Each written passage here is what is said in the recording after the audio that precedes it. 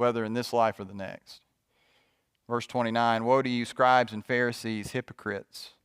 For you build the tombs of the prophets and decorate the monuments of righteousness, saying, if we had lived in the days of our fathers, we would not have taken part with them in shedding the blood of the prophets. Thus you witness against yourselves that you are the sons of those who murdered the prophets. Now remember, Jesus is days away from being killed. Fill up then the measure of your fathers, you serpents, you brood of vipers. How are you to escape being sentenced to hell? Therefore I send you prophets and wise men and scribes, some of whom you will kill and crucify. They're just days away from it.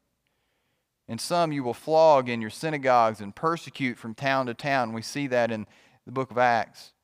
So that on you may come all the righteous blood shed on the earth, from the blood of righteous Abel, so that first murder, to the blood of Zechariah, the son of Barchiah, whom you murdered between the sanctuary and the altar. Most likely a reference to 2 Chronicles.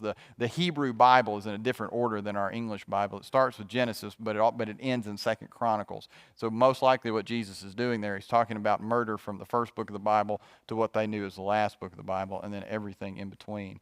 He's saying, you have killed those that God has sent.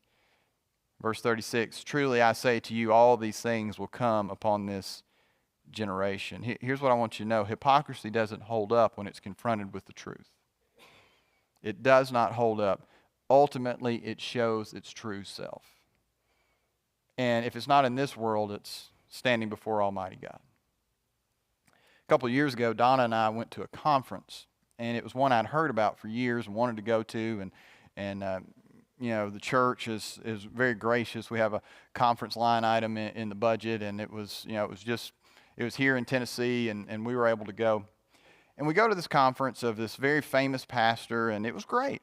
We met other pastors, and it was a good time, and all of that, and it was good speakers. And the pastor that was that pastor that led it got up on that last night and taught for 30, 45 minutes, something like that, taught about marriage. And taught about preserving your marriage, and taught about how to as a husband and to treat your wife, and how to stay faithful. And he's doing all this stuff, and it was great. Y'all, it was like 4 or 5 weeks later. It wasn't long. It came out that he had been unfaithful to his wife years before. And it just messed the whole conference up for us. The whole thing. I mean, it's just a weird thing we look back on now. It's like, can you believe that happened? Because it was the last one he did before he got found out. It was a weird time. Ultimately, hypocrisy is either going to be found out here, or you're going to be standing before Almighty God, and he's going to say, I never knew you. I never knew you. And notice where Jesus' heart goes with all this. Look at verse 37. Oh, Jerusalem, Jerusalem, the city that killed